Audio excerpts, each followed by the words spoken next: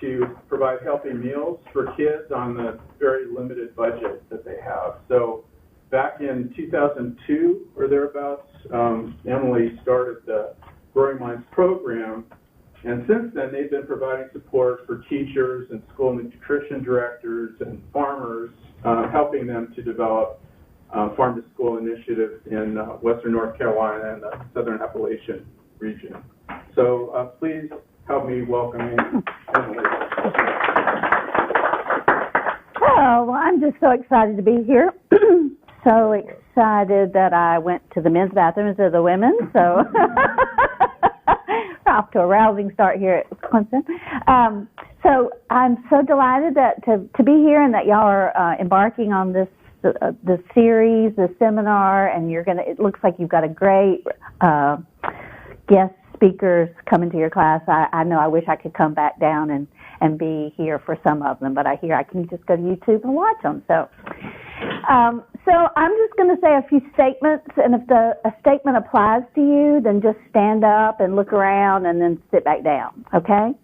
So stand up if you have ever picked blueberries. All right, thank you. Stand up if you've ever cooked with a child and not as an ingredient. Hop on one leg for both. Okay, thank you. Stand up if you know a farmer who's gone out of business. Stand up if you grew up on a farm. That's an interesting one. And stand up if you've ever read Cucumber Soup. That's a kid's book. So, stand up if you've ever tried kohlrabi. All right. Well, thank you. So so sometimes I do this as an icebreaker, and people go around and collect names. It's a way for, if I'm working with a group that's trying to get to know each other, this is one way, kind of through food experiences. And that's what Growing Minds is all about, is trying to provide food experiences, because we're one or more generations removed from growing up on a farm. As you notice, nobody in this room stood up when I said, "Did you grow up on a farm?"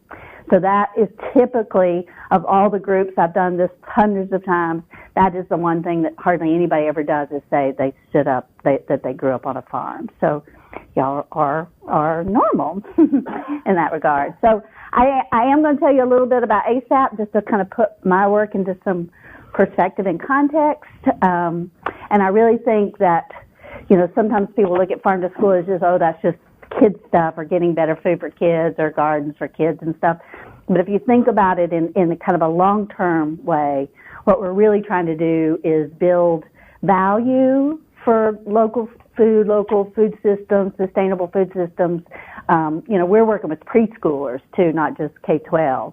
So we're really taking a long view of, maybe we get a couple of farmers out of it, because, you'll learn, or you already know that, our average age of farmers is like 58 or something. So a lot of people aren't coming into this field, and we kind of need food, like 3 times a day. So it is an important occupation. So I'll put it into context a little bit. This is the ASAP gang. And so you can see our mission, our vision. And I think, to me, the one word that really pops out to me is valued. Nobody's going to hold on to something. Nobody's going to care about something if they don't have a value for it.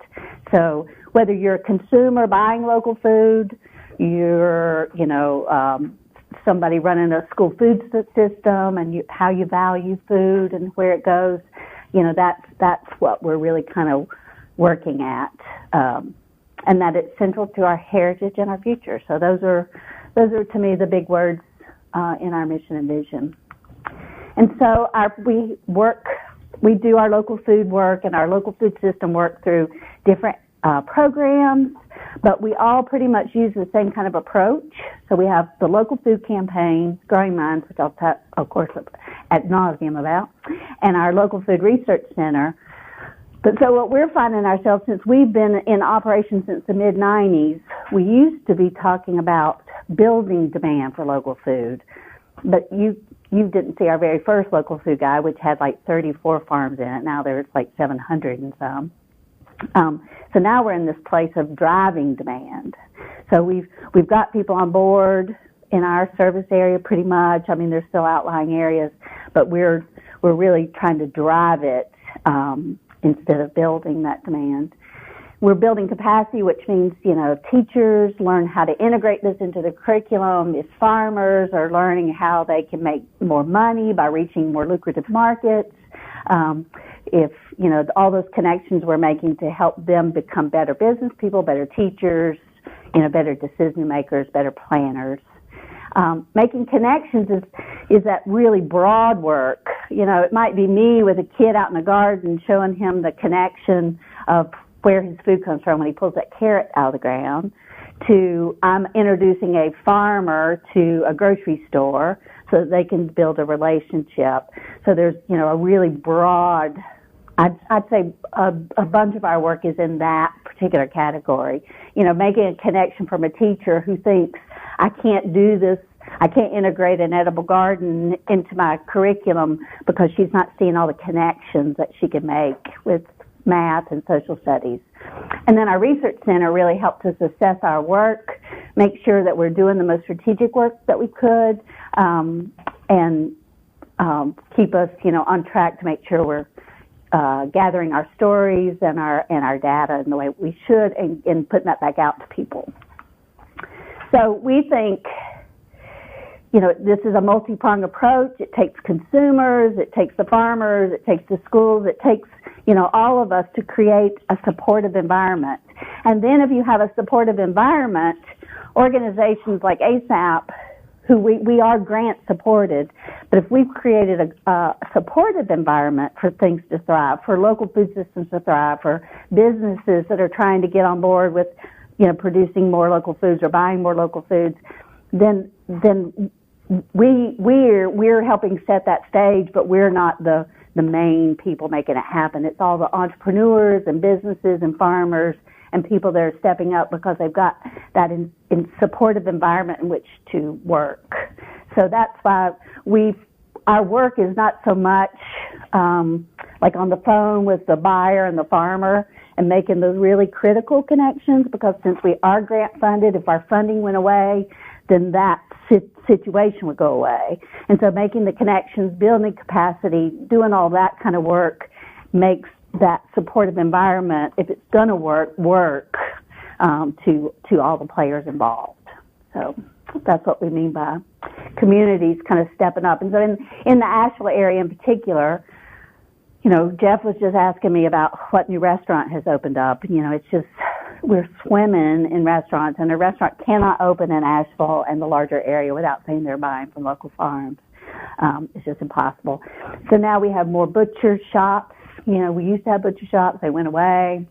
Now the businesses can get enough local meat to make those viable. So we're seeing all kinds of different models and businesses kind of stepping up to the plate and taking advantage of the supportive environment.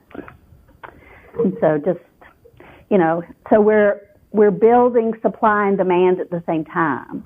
So we're helping the farmers to meet the demands of this growing need, and then we're educating consumers, and we do that in a variety of ways, but of course in one particular way with schools and children. So we have this local food campaign, and so we're trying to always, and there's different messages, like if I were to ask you why you buy local or why you buy local, you might have some really different values or attitudes about that. And so, we try to, put out this language so people can see which one of those really does resonate with them. And so, like, one thing that, this simple little bumper sticker, well, these are the mini bumpers. We're actually out of the bigger ones. But, just simple something as local food, thousands of miles fresher. We've had these out there forever. And, you can hardly go anywhere in the United States now without seeing one of these somewhere. I mean, we get people sending us pictures of them everywhere. and we just, give them out. But this is a message that really resonated. So, we just try to get those out there as much as we can, because something about this message is making somebody feel like we're strengthening community ties, or keeping the value in our local economy. We're celebrating things like, now this is probably something that if you bought commercially and it came from California, it could probably travel on a truck pretty easily because it's a pretty hardy little gherkin. But tomatoes, those luscious tomatoes that you get in the summertime that are grown for just the wonderful taste and flavor, and they all look kind of weird and they're all different kinds of colors.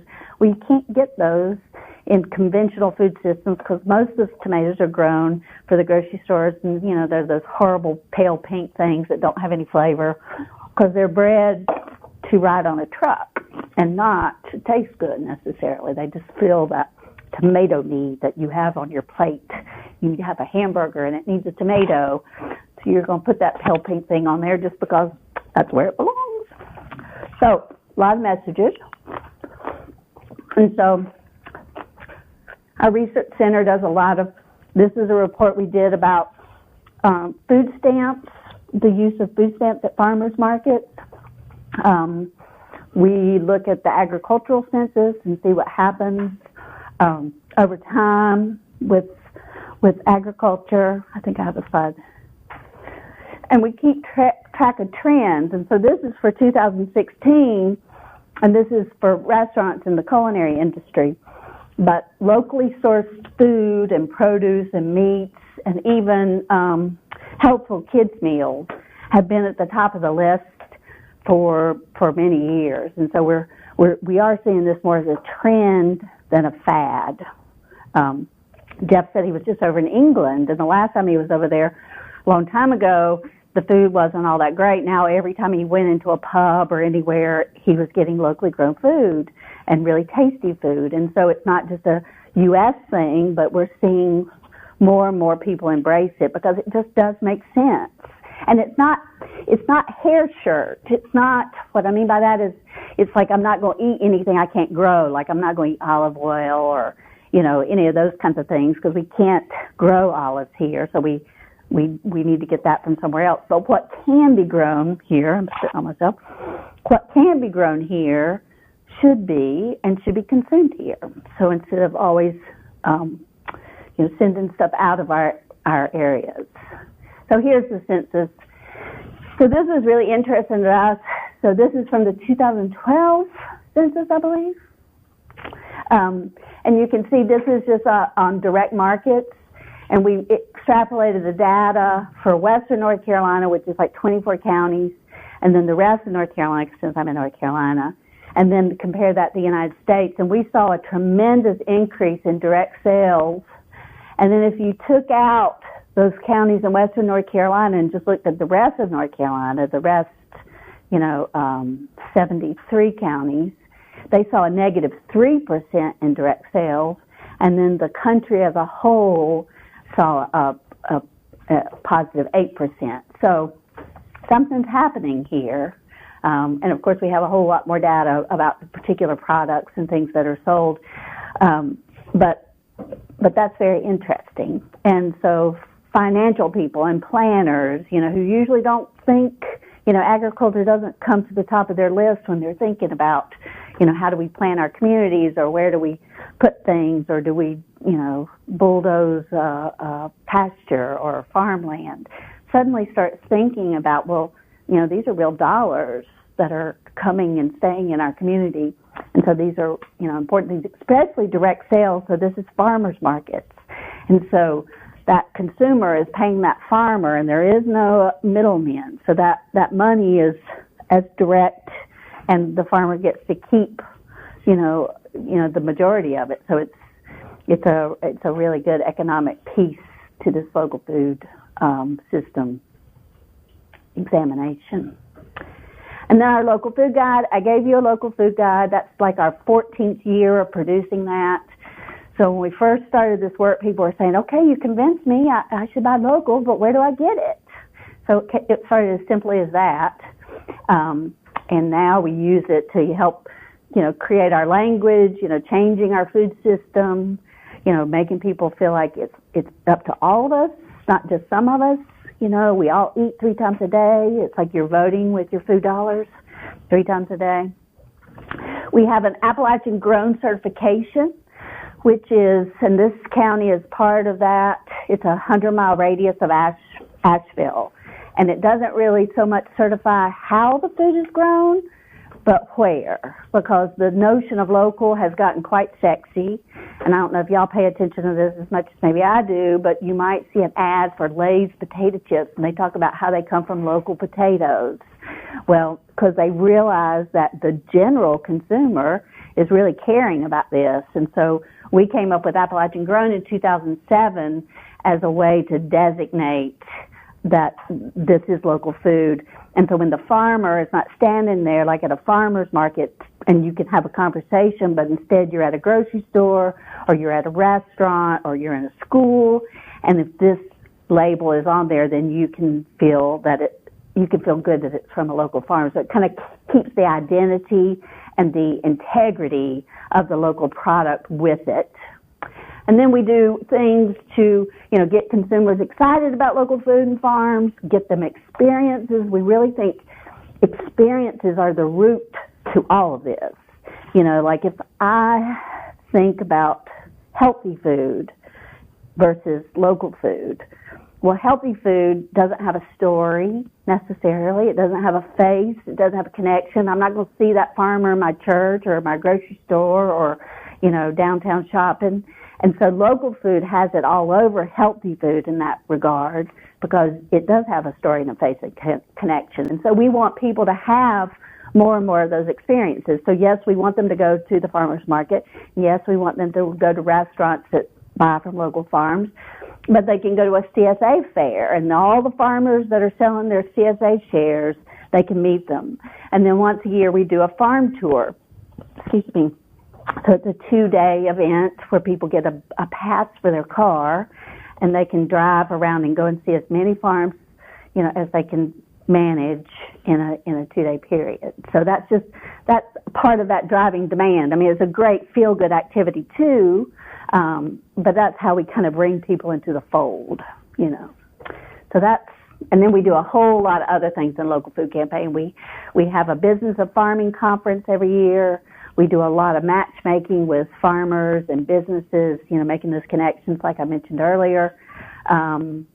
We purchase things like tractor trailer loads of wax boxes, because when we buy them in those quantities, then it makes it more affordable for the farmers to buy parts of that tractor trailer load from us. And then it carries our Appalachian Grown certification, so we're getting our marketing materials out there while also providing useful materials for farmers. So not in addition to the wax boxes, we also buy twist ties, we buy bags, we buy rubber bands, very practical resources. And then y'all have Ingles down here, don't you? Mm-hmm. So we work with Ingles, and that's a 200-plus store chain. And if you go into the produce department and look up, you'll see farmer profiles. So that's putting that face with the food. So those are the farms that Ingles purchases from. And one in particular, I can't remember if it's H.L. Henderson or whoever it was, it's in the language on the farmer profile, because there are these huge things, it says, we've been selling to Ingles since 1963. And so they've been doing it for a long time, but Ingles didn't think anybody cared until kind of we came along and started stirring it up. And so then they realized their consumers and shoppers do care. And so that's our way to let the consumer know. But grocery stores are horrible about putting the right label on things and getting it under the right signage. And so when products come into Ingles and carry the Appalachian Grown label, then it's easier if they have it on their product already. So we do a lot of promotion and marketing. And this is part of our local food campaign, but it's also our research center. We really, so to get in the guide, farmers and the businesses have to answer a lot of questions, like how much are you selling and to whom, And that's how we get to this data for the most part, through some surveys too. And so you can see that when we started collecting the data back in 2007, we were having 17 million of Appalachian grown sales, and this is in Western North Carolina, and that's 2015, so up to 180 million. So that's a pretty good trajectory, and that's just with our ability to be able to track it. In that tracking, is that the questionnaires per farmer? Because, like you said, it started off with just a few in here, and now it's over into hundreds. So in 2007, was 17 the number while you were only surveying 20, and then maybe in 2010 you were surveying 50, and that's why the number rose?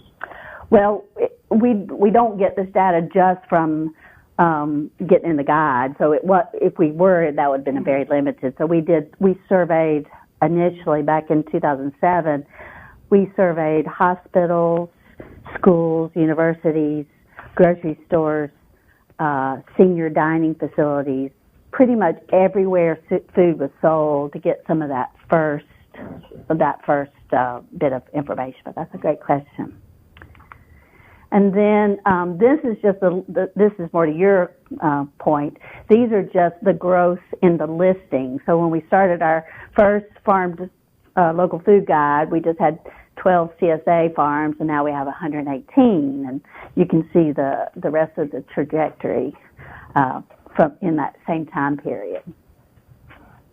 So it's growing, and farm to school is part of this, although you haven't really seen what part that plays. But you can just imagine too, though, from surveys that we've done with parents, we ask them, your children have been experiencing these cooking classes, gardening experiences, taste tests in the cafeteria, and what do they come home telling you about, and what do they come home excited about, and what are they more willing to do as a result of those experiences, and how has this changed your family dynamics? And so what we've heard, and I think I have one slide about this, but we heard the best qualitative information, like now we have a taste test every time before we try something in our home. My child is telling his little brothers the joys of eating spinach. They want to help me cook. They want to help me garden. We've started a garden. When we're in the produce section, they ask me to buy more fruits and vegetables. It's just on and on and on and on. So we've got years of this kind of information. And so what we're doing in the schools and the preschools does feed into some of this, that families, because if you think about it, your kid comes home jazzed about eating gherkins or jazzed about eating some broccoli. It's going to be the rare parent who's not going to try to, oh gosh, get that kid some more broccoli or some more gherkins, or if they want to grow a garden. And so the work that my team does I think feed into all of this more local food kind of data. And so growing minds, and so we define farm to school a little differently than most people across the country. We put less emphasis on the procurement, the getting the local into the cafeteria, just because if that's all you do, and that takes a lot of effort, and so that usually takes everybody's efforts, from the get-go.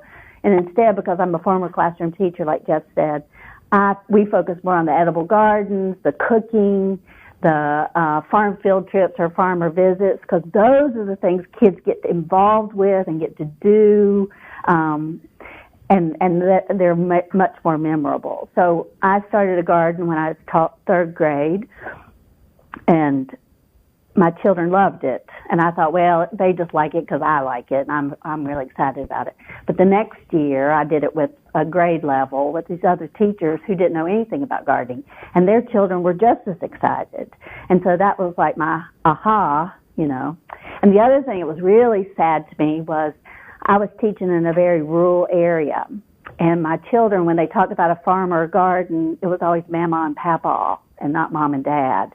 So I was seeing that disconnect, that generational, they're not growing up on farms. They don't have these experiences, even though they were surrounded by farms in this particular community.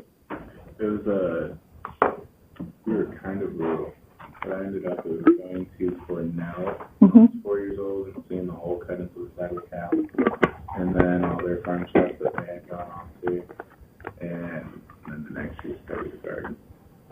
and now it's just like paying it back. I grow a ton, and way more than I can eat, so I just give it out to people for free to just get them more hyped about it, because it does taste so much better than anything store-bought. Oh, it so does. I was talking, we're in your packet. I have a later slide about our conference. We're having a farm-to-school conference that we're hosting in Greenville next month. So we'd love to see some of y'all there. But I was visiting some of the field trip destinations today, and I was having a conversation with these urban farmers. If you ever get a chance to check out this urban farm over in Greenville, it's called Reedy River, and they're doing a tremendous, God, it's just a little teeny piece of land that they are cranking out the food from, and they're selling to restaurants. 2 young guys. But we were just talking about how people, don't try a lot of things and don't eat them. But when I had the garden at school, the children, I remember this one little boy saying, Miss Jackson, why don't they serve us beets in the school cafeteria? And I said, well, it's because they don't think you'll eat them. And because the adults that are running the cafeteria won't eat them. So we blame children for not wanting to eat them, but we ourselves as adults don't want to eat them, and then we blame the children because they're easy scapegoats. So we really focus our attention. We will work with schools if they want to source local, but of course, like Jeff said, that is a real hardship for both entities, because schools, especially public, that get USDA funds, they are bound by law to take the lowest possible price. So if I'm working with farmers and I want farmers to thrive, and they have access to more lucrative markets, the local farmers market or a high-end restaurant, then it's kind of irresponsible of me to push them towards the schools, even though I desperately want, good food, of course, for children. But, so you're kind of caught in that place. And I think nationally, as a movement, as a farm-to-school movement, we have totally overblown the economic and the market potential for farm-to-school.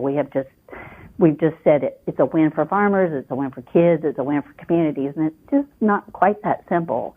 And then in 2007, we started working with preschools, because that's where, if you can get those kids and their families, on board, then you're going to change attitudes and behaviors for the rest of their life. Because it's funny, if you get a kid by the time they're in kindergarten, they might have already made up their mind about, what they'll eat, what they won't. So that's how we define it. Yes, sir? Are there any local grants that schools can apply to? Because I know I worked as a student teacher in Indiana one time. It was a really poor school district, but they were able to get a grant that provided fruits and vegetables for snacks every day. Well, and so they were probably part of, there's a federal program that is kind of a grant that we use, so it's called the USDA Fresh Fruit and Vegetable Program. And schools can apply, and it goes to schools that have the highest rates of free and reduced lunch, or, the highest populations of schools that have low-income children. So that's a wonderful program, and they have to, those fruits and vegetables are served outside of the school lunch program, so that's not, competing, So that's a wonderful program. That started in like a handful of states back when, then North Carolina and like 14 other states got involved, and then from the last Farm Bill, they made mandatory funding for that to happen in all 50 states. So that's really wonderderful. Can they, if they have farms set up on campus for their schools, can they use that in their meals and lunch? Is that even approved? Depending on where you live, we all operate under the same USDA guidelines, but how they're interpreted is very differently. So North Carolina, no, they don't allow that. South Carolina, I think, might. However, I'm not a big proponent of that, because as a classroom teacher, if you told me I needed to produce for the cafeteria, I would run and hide, because I want to use the garden to teach science and math and social studies. I don't want to be thinking about food safety and production and all those kind of things that are not what I'm about teaching. The only realm I agree with it in is if you're working with high school, like a hort department or something, where that is going to actually lead them into a career path or something, but not something that maybe elementary or middle school people should be. I feel like a very easy compromise would be to just like allocate an extension agent, or maybe find just one manager that could kind of to oversee production, ensure that a certain amount of food will be produced for the cafeteria. Because the experience the children will have, the potential for educational programs, you know, they actually go out and help plant seeds, help harvest fruit, prepare the soil for the next planting. I feel like that is where the potential lies in educating the children at an early start and influencing their preferences throughout their lives. I mean, Right. level two could use the same garden.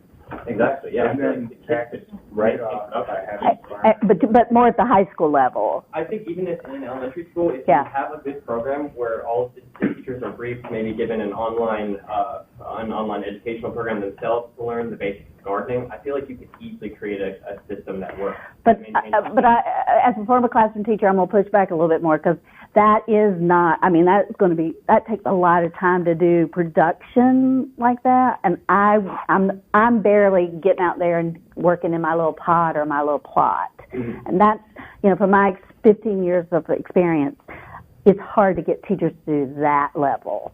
So there may be some new initiatives, or like I'm starting to see more farm schools pop up, like charter schools and stuff. So that might be a place for that kind of innovation and focus, because it really would take a tremendous focus. And, you know, I'm sure in South Carolina, like in North Carolina, extension is really being pushed thin. You know, we're seeing loss of jobs, and they're having to cover more counties. So I love the idealism, though. I don't want to quash it. I'm an old curmudgeon, been around too long. Oh, that won't work. But I also, as a classroom teacher, and, you know, here I was, I farmed. Mm-hmm. And I still struggled to get out to the garden as much as I wanted to. You could work study and have a college student just do it. I did have like a horticulture class at the community college come over and do a lot of work with us, and they actually got credit for coming over and working in my class. But wait, I've got something in my presentation that kind of goes over this. So anyway, these are the goals. We want to make food accessible to everybody, and so in our K-12 and preschools, you know, we got a lot of children who are high, free, and reduced. You know, so we're making local food accessible to everybody. Those experiences, you know, I'm finding more and more, the children are actually our low-hanging fruit. They get it. If they cook, they'll eat it. If they grow it, they'll eat it.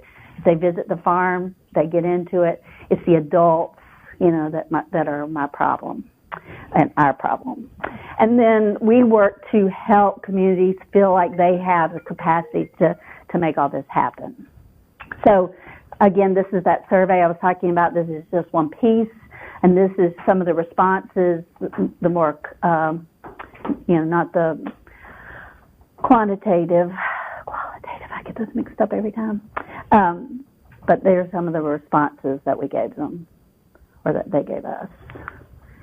And then, you know, ASAP was part of helping create the National Farm to School Network. So we used to have this organization, the national organization that I wish was still around. It's called the Community Food Security Coalition.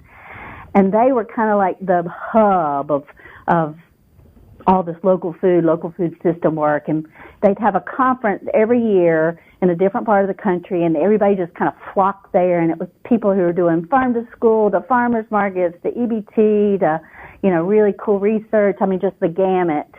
And they no longer exist. But when they did exist, we were all coming to these meetings, and we were talking, and we were saying, how do we build this farm to school movement? How do we get this going? And we did.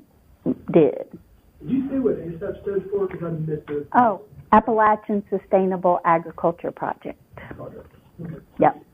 So we started back in 2002 with 6 pilot projects, farm to school projects in the country, and now today we in all 50 states in 45,000 plus schools. So it's grown, and you think that's a relatively short time. So this movement, much like the local food movement, they work in tandem, of course. Just goes to show you. And so this next slide just kind of points out the very first Farm to School conference we had back in 2002, we had 200 participants. We just had one in Wisconsin. We had over 2,000. So, we have mandatory USDA funding. So not only the USDA Fresh Fruit and Vegetable Program, but there's mandatory Farm to School funding. So you can apply for funding. Like we got USDA funding to host our conference next month, in Greenville. So they've made millions and millions and millions of dollars available to people all across the country for Farm to School programs. The Kellogg Foundation has been a huge supporter of the network. And then you can just see, how it's grown over time, and that we got through the Child Nutrition Reauthorization, which is federal. That's where we got the federal funding for Farm to School. The National Farm to School Network started focusing on farm to preschool back in 2011. And then our National Farm to School Network was so this is an interesting little tidbit, or interesting to me. One of the original staff people for the National Farm to School Network, Deb Eschmeyer, she was our communications person, and then she started this group called Food Corps, which is like AmeriCorps, but it focuses more on farm to school kind of activities. So she and some other people got that going. And then Michelle Obama had a program called Let's Move,